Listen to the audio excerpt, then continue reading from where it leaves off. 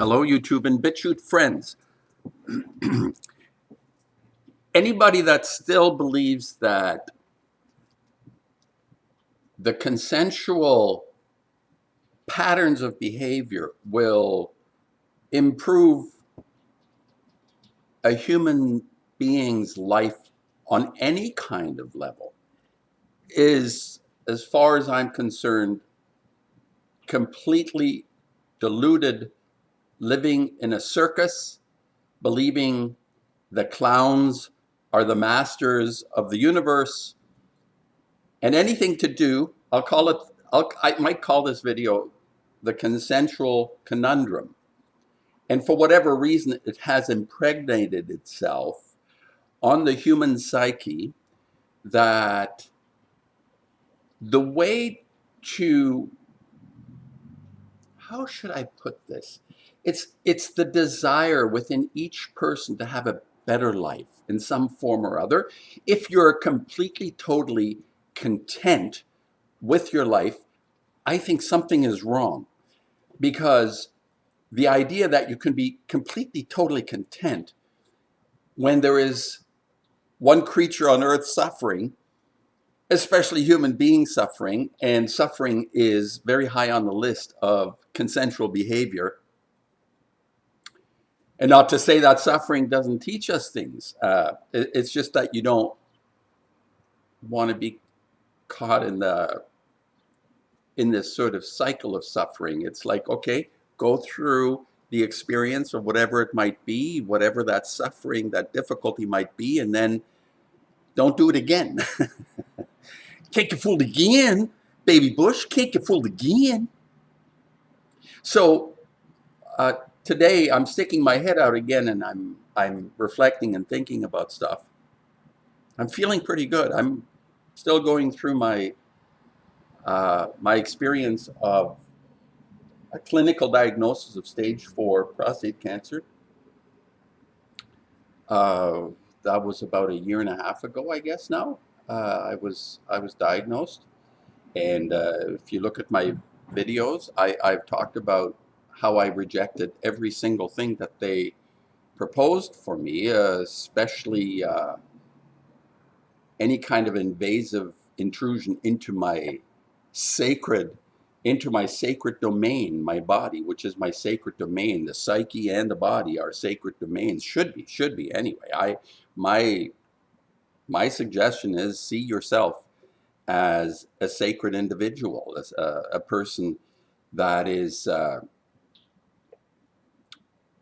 in a sort of bogus Descartesian way. Descartes was a charlatan, the way he separated the body from the mind in a way.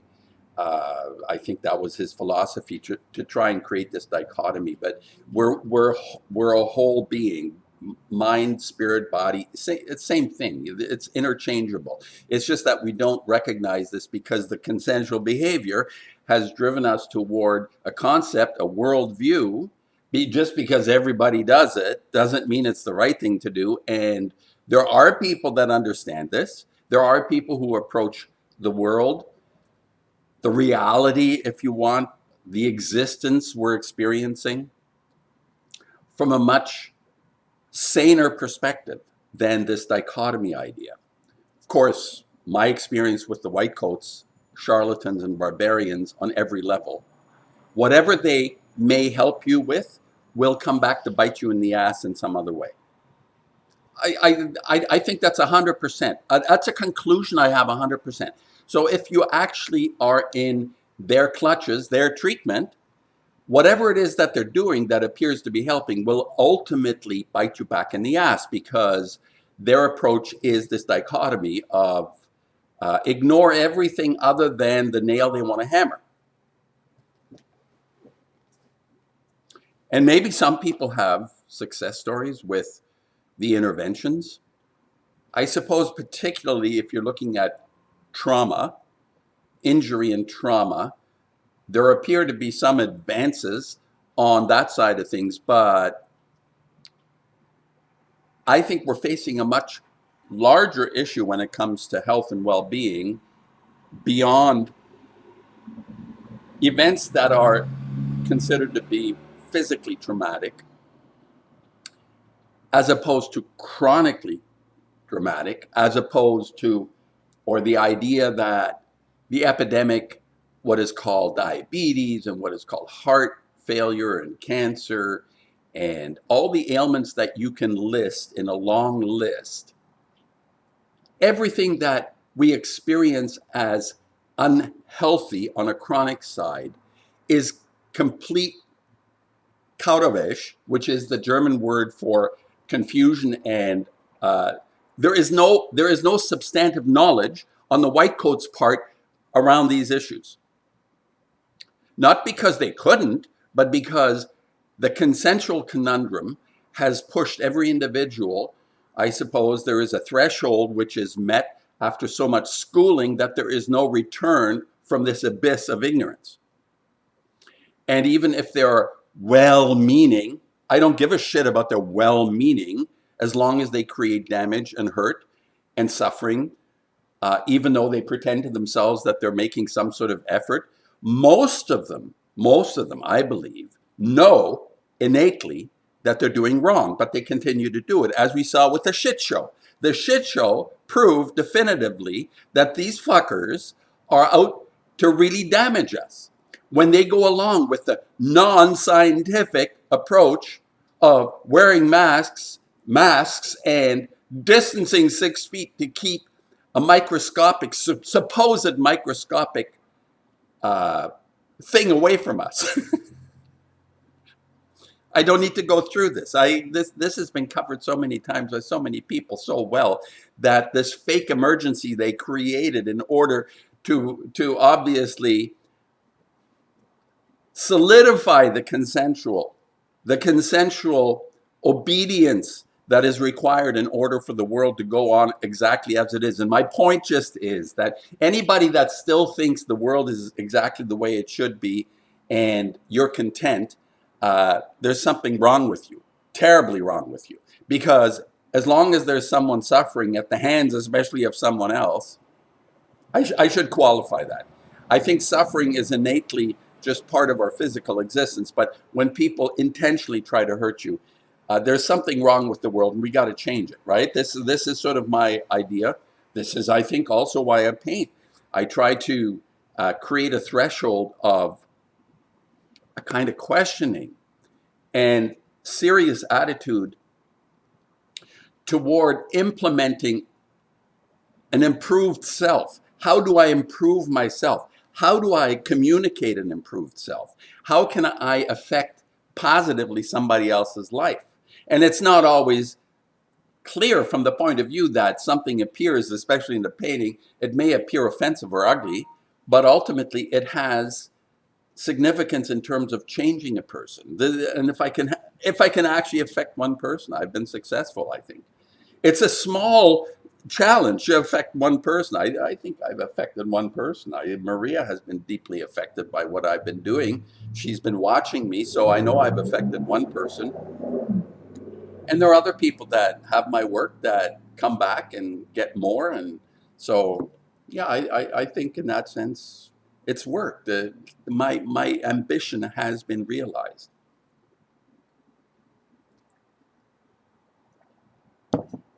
So the conundrum, as it applies to my own healing or my own process of understanding something, and I'm going to put healing in parentheses because this is obviously something that is always in the back of my mind, not to be too fixated about something that may or may not work. And a brief update, I've stopped the basic protocols that I have been on. I feel I have stabilized. My condition has stabilized. I'm still having difficulties. Something isn't right.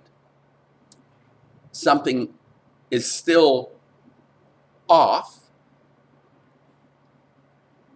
And here it comes. All right, I'll get to this. The consensual conundrum.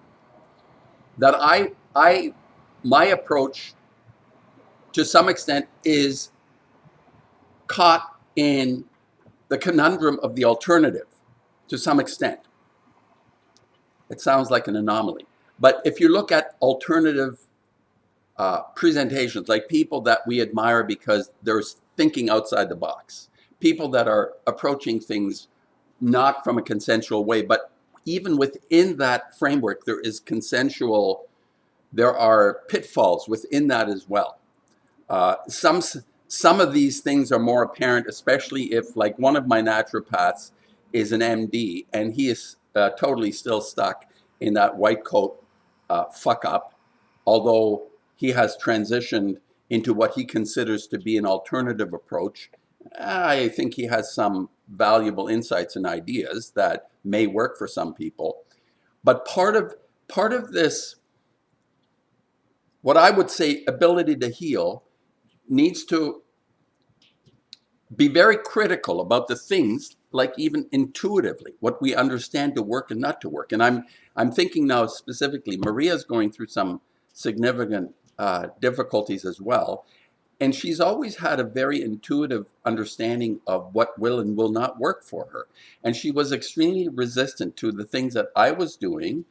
She did stuff, but there was always like a resistance around. I was frustrated with it because I thought, look, it's working for me and blah, blah, blah. But each person is different. And she has insisted that she wants to do something else or include something else. She's not denying the idea of, I'm talking now about basic therapies that are alternative from the point of view of doing high vitamin C intravenous, and I think this is a great idea, people. High vitamin C with mistletoe is a very good idea for people dealing with significant chronic issues, especially cancer. Um, I think it's very valuable.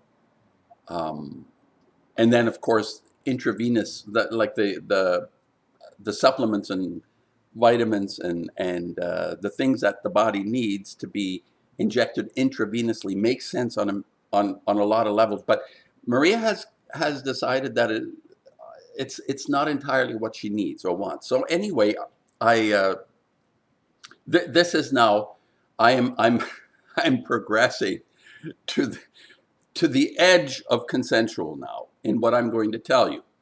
And no, let me put it this way. No, not consent. I'm I am progressing toward the edge of alternative understanding about health and well-being. And interestingly enough, in my small town, we've been traveling to Toronto, which is like a 3-hour drive both ways. We stay over sometimes. We do the trip in a day. It's exhausting on a certain level. I don't want to do it anymore. I've completely burnt out in terms of the travel thing. In fact, I was I think I did about 25,000 kilometers in 6 months, going back and forth and treatments. And my ass was seriously affected by sitting on not the right seat. My car is not the right seat. Let me see who that is.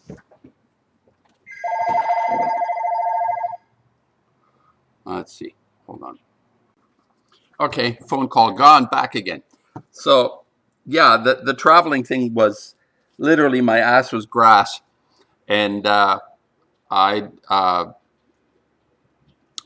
an interesting thing happened. So, I think the way I'm looking at my experience and just in general existence provides us with help when we're ready for it. Okay? I'm sort of thinking in those terms now, that the things that present themselves do present themselves when we're ready for it. So here's an interesting thing in terms of how I'm transitioning. I think I feel like I'm transitioning even from what is understood to be the naturopathic alternative, all that stuff. Good stuff. I mean, the optimal vitamins, great idea. The medicinal mushroom, fabulous idea. I think it's the intravenous, the ozone therapy. I think they all have value. But at the same time, there is a point at which if things don't, okay, I don't know what the timeline might be on certain improvements, because I hear about people dealing with uh, chronic issues, cancers, all those kind of things over extended period of time. Sometimes, a decade. And the idea of being in and out of treatments somehow is troublesome to me. There needs to be a result. And the timeline, difficult to say. I've been dealing with this over a year. Uh, and there are certain, here's the issue. It's like, if I feel good, but something is still really wrong. So um, in some way, you can say, well, it's working because I feel good, I suppose. And in another way, it's not working because, uh, yeah, there's still something wrong. So anyway, what I'm saying is that we find the help we need when we're ready for it. So here's an interesting thing. I have an excellent mechanic in town here, or next town over, and he comes by if I have a problem with the car or the truck. He comes by and he picks it up in the morning and fixes and drops it off again. It's fantastic. I don't have to go. He's terrific. He lives near near me here as well, so he drives through town, and his clients have problems. He picks up the car and drops them off. So one day he brought the car back, and it was like pretty late at night. It was like 9 o'clock, and I said, "My God, Dave, you're burning the candle on both ends. You're working till 9 at night." And he said, "Yeah, and I work, but no, not tonight. A couple of buddies and I get together every second Wednesday of the month, and we get treatments by a really I think he said by a healer. I think he's used the word healer." So I said, "Oh, wow, mechanic, somebody that you don't really expect is apprised of all the latest alternative things in the universe, especially in a small town like we're at." And I said, "Well, tell me more, tell me more." So he says, "Yeah, a couple of buddies hired this lady, and they get together in the town next to me over and get treatments." I said, "What kind of treatments?" And he said, "Well, I always have issues with muscles and back and stuff, being under cars and twisted and turning and all that stuff. It hurts really badly sometimes. So, and her treatments are phenomenal. I just get cleared up right away." And I said, "Well, give me her name. Who is it?" So anyway, he put me in touch with her. And indeed, I would qualify. I had a session with her, and Maria's had a session with her, and I would qualify her as an unusual person in the sense of the concept of healing. And her approach is, I don't know how radical in the field of healing it may be outside. I'm not even talking about the hacks, the white coat hacks. They have no concept of healing. They just treat people, and they are hammers looking for nails, like I say. So when you're shifting into the alternatives, the naturopaths who look at you holistically, and they actually look at your blood and blah blah blah and analyze, and chemicals and all that shit is still on the table, right? The vitamins, the chemicals, all that stuff.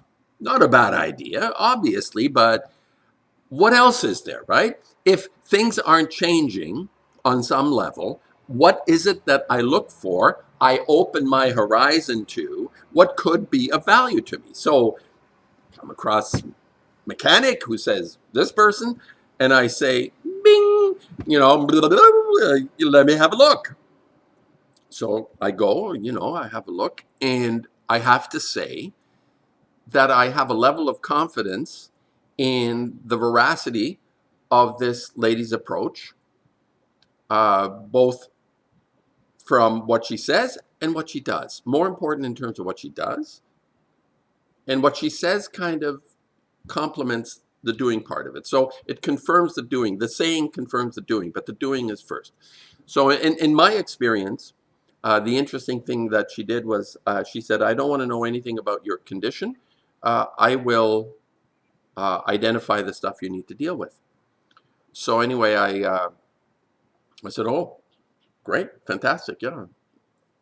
Nice. So, I had my session, and she, I, as like she talked a lot.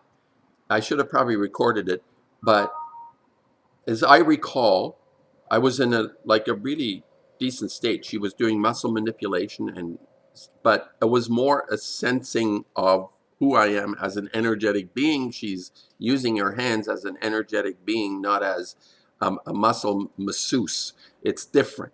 She's, yes, doing manipulations and pushing and stuff, but it's more than just massaging, right? There is something else going on. She's on a level of intuition and sensitivity that I'm basically on board that something is going on, that she has an ability, a gift. And so she identifies some issues in me accurately, um, even in terms of time frame, um, and some older issues. She says she's not that good on anything older than 20 years past, but she can identify but can't date necessarily. And what her approach was is that the body, the brain, the body remembers pain, whether it's emotional or physical, the same way. So if you have a trauma, it lodges itself as a physical memory. Obviously, there's like damage done, whatever it might have been, the physical damage, but also the brain identifies that pain um, in the same way it would an emotion. So let's say if you have a loss of a person that is really close to you, that you love, that pain that creates is the same as, let's say, if you damage your vertebra or break your arm or get stabbed or something.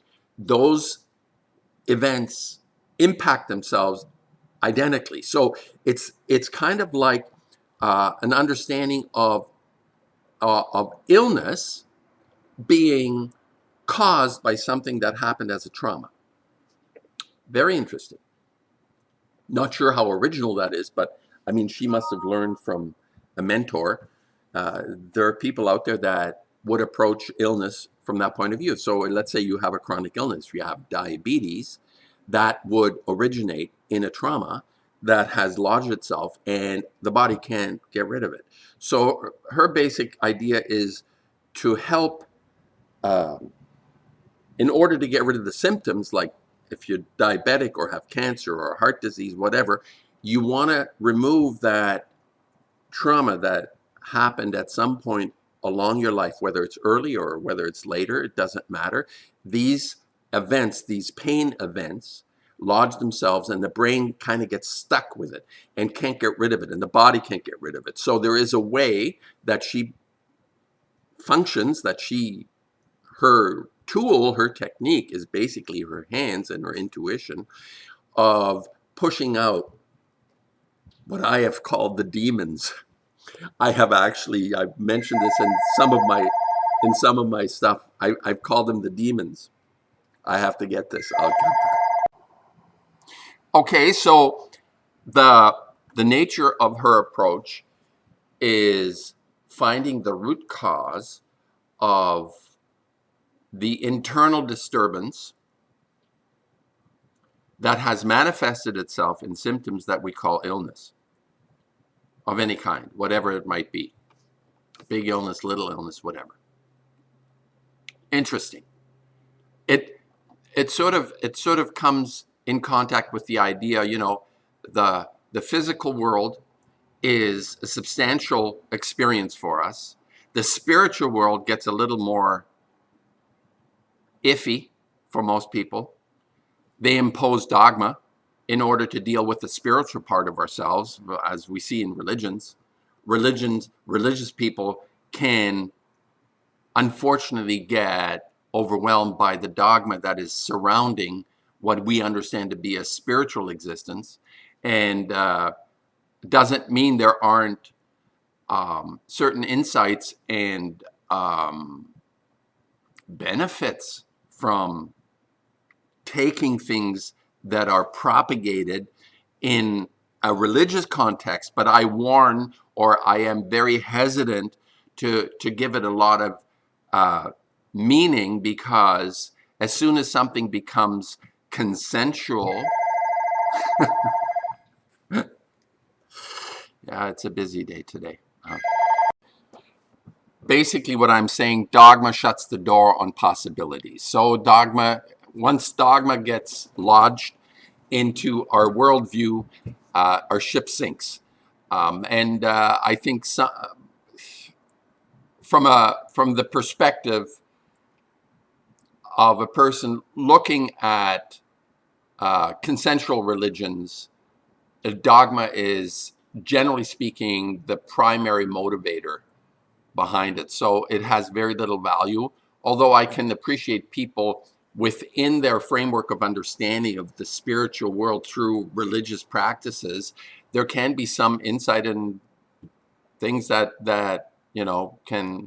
can be passed on, like a friend down the road. He's a devout Christian and not belonging specifically, maybe he's a bit Baptist or something, but he has a great concept of the idea of illness being a possession.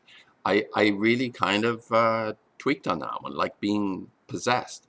Whether or not they would understand the way this lady approaches it in terms of her, don't know. I should ask her if she would consider one of these pains and traumas to be a kind of possession. That there's a sort of a spiritual life behind it, that the reason we're going through this is because there is literally an entity within us that is lodged, that needs to be exorcised. I could easily transition into that sort of an explanation in the way she is approaching the healing part, to exorcise this pain. It's interesting. I find it fascinating. I mean, I'm not pleased with going through my experience of illness, but at the same time, it's like, fucking A, I'm learning shit, you know? Okay, so anyway, this is an update which relates to the beginning of this video, where I said the consensual conundrum is that I believe I need to have an open mind about the possibility at all times. As soon as I get fixated, especially if it's not working, or let's say, especially if there isn't progress, if it's working but without additional progress, something is happening. So I feel I need to shift, and something comes across my desk here, or my, whatever, and says, hey, hello, this person over here. And the nice thing is, in town, not 3 hours away. So I take that as a kind of, I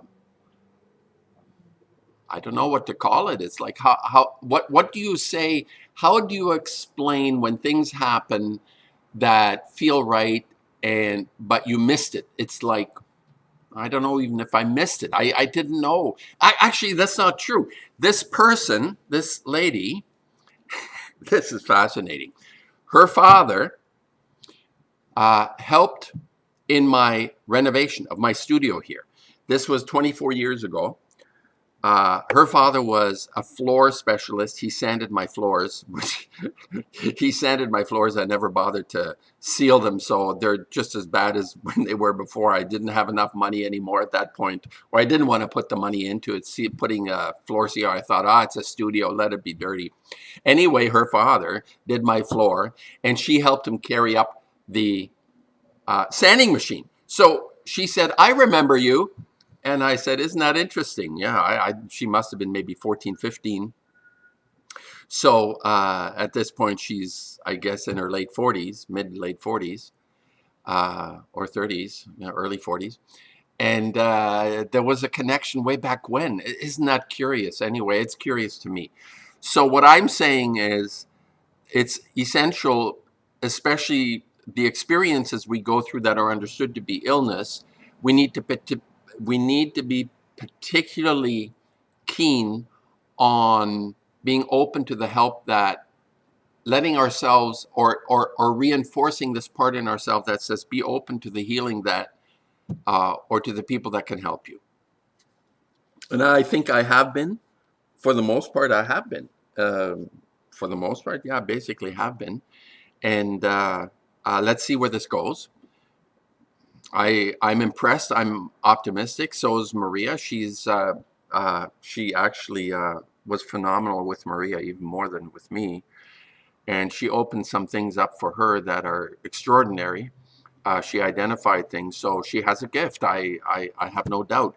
The things that she said in terms of what Maria is dealing with was so accurate that you can't make this shit up. I mean, there are certain con artists who understand in some way how to zero in on a person's general state and make pronouncements and say things that, yeah, that could be right. But when you specifically nail something that is very personal, individual, there is something going on that is, well, I can't do it. At least I don't think I can. So anyway, I'll end it here. It's an update. I hope it. What do I hope? Okay, no, okay. I'll say one more thing. Aside from my personal experience, what in a general sense, I haven't really been keeping track of the world out there. I know shit is going on, but I haven't really been able to focus on any of that. Like the Fukushima event is still going on, people. This is not something that I made up or anybody made up. This is still happening. It's escalating on different levels as well. I think the dysfunction, the social, the human animal is so dysfunctional now on many different levels within the consensual framework and among the bastards who are running the show.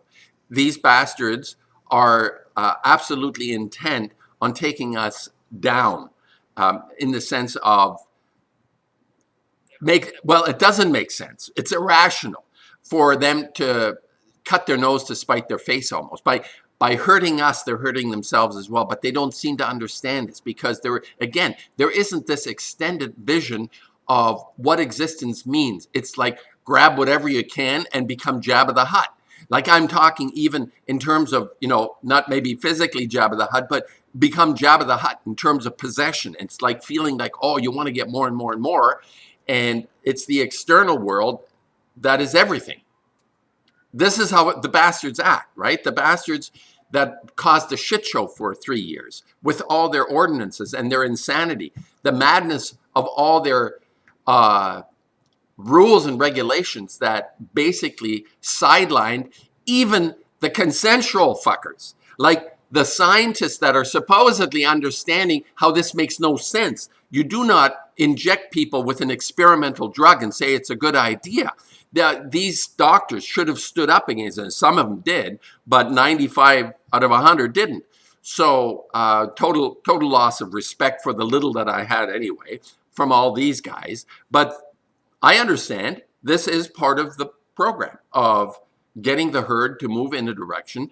And as long as there is this consensual perception of the world as being the right world, we're going down a bad path.